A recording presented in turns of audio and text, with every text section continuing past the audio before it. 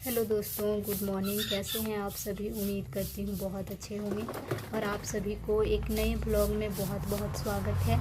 दोस्तों, आज मैं बहुत लेट से सो के उठी हूँ और इसी के कारण अब मैं ना जल्दी जल्दी झाड़ू कर रही हूँ।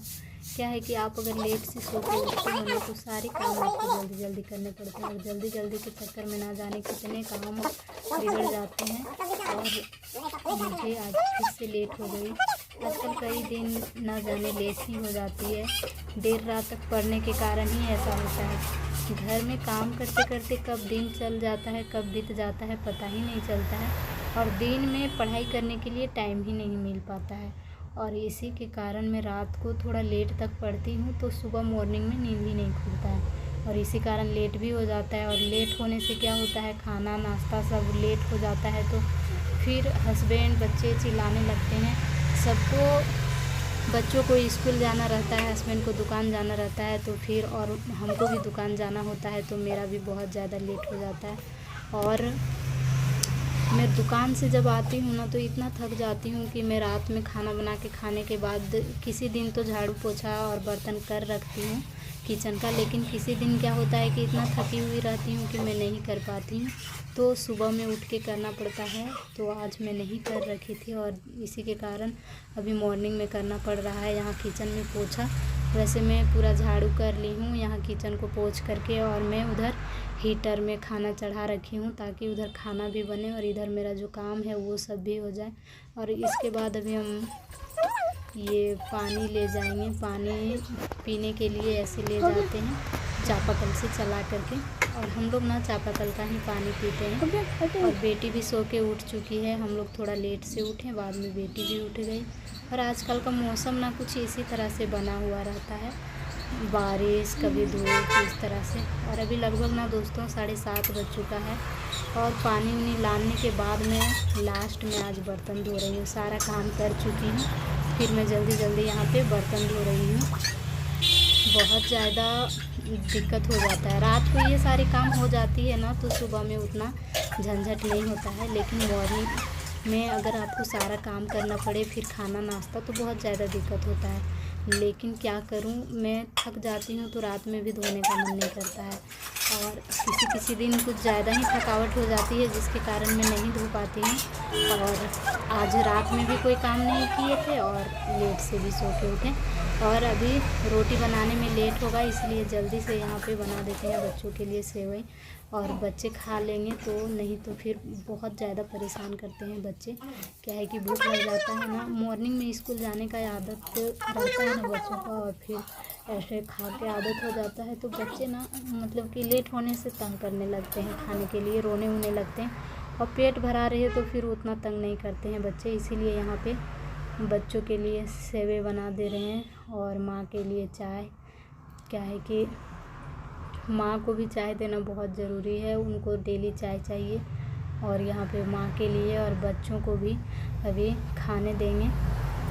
तो बच्चों को भी ना सासू माँ आदत करवा दिए हैं चाय का, उनको देते हैं तो बच्चे भी जो है सो बच्चे भी चाहते हैं कि मुझे भी चाहिए। और बहुत दिक्कत होता है इस तरह से ससुराल में रह करके पढ़ाई करना, खास करके बहुत ज़्यादा दिक्कत होता है। देख सकते हैं मेरी एक काम की वजह से कितने काम ये हो जाते हैं, जल्दी जल्दी करना पड़ता है जैसे कि। और यहाँ ना बेटी सबको रात का रोटी सेक के दे दिए हैं खाने के लिए, रात का रोटी बचा हुआ था तो वही रोटी दे दिए हैं सेक के खाने के लिए। और यहाँ पे दूध का चाय फिर से बनाए हैं। क्या है कि अभी हम नाश्ता करने जा रहे हैं इसीलिए। और माँ को ना दूध का चाय नहीं देते हैं, बहुत कम ही देते हैं, उनको गैस होता है इसीलिए। और मेरा सारा काम हो गया था तो मैं भी अभी नहा के तैयार हो गई हूँ और यहाँ बाबू को तैयार करके और अभी हम लोग जाएंगे दुकान। बच्चे भी इतना परेशान करते हैं ना कि मत पूछिए। अब बच्चों को संभालना, कपड़े पहनाना, बच्चे ये नहीं पहनेंगे वो नहीं पहनेंगे। मेरा बेटा इतना कपड़ा भिंगाता है कि मत पूछिए। तैयार करिए, फिर पता चला गया बाहर और चापाकल में खुद पानी चलाएगा और भीग जाएगा। बहुत ज़्यादा ही परेशान करता है और इसी कारण से ना दिन में थोड़ा सा भी टाइम नहीं मिलता है पढ़ने के लिए।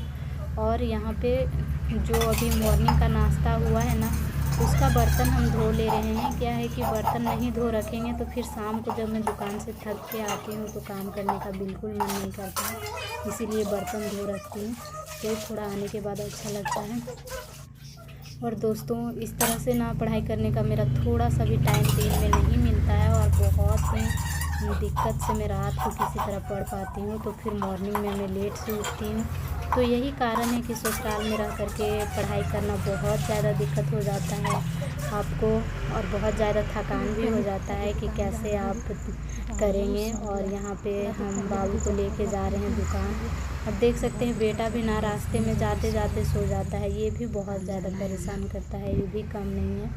और यहाँ दुकान आने के बाद इतना गर्मी रहता है कि मैं यहाँ पे थोड़ा सा आराम कर रही थी, उतना भी आसान नहीं होता है। इसीलिए जो भी लड़की चाहती है ना कि मैं पढ़ लिख करके कुछ करूँ, प्लीज़ यार आप लोग ना पढ़ के कुछ कर लेना, फिर शादी करना, नहीं तो बहुत दिक्कत होता है।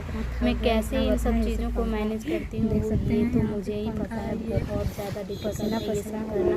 आप इतना थक जाएंगे कि आपको दोबारा और कुछ करने का मन नहीं करेगा, लेकिन क्या करूँ, मजबूरी है, मुझे पढ़ कर कुछ करना है। और इसी वजह से मैं इन सारी चीज़ों को हंसी और खुशी से कर लेती हूँ और सारे काम कर लेती हूँ, ताकि मुझे एक दिन मेरे जो सपने हैं वो पूरा हो सके।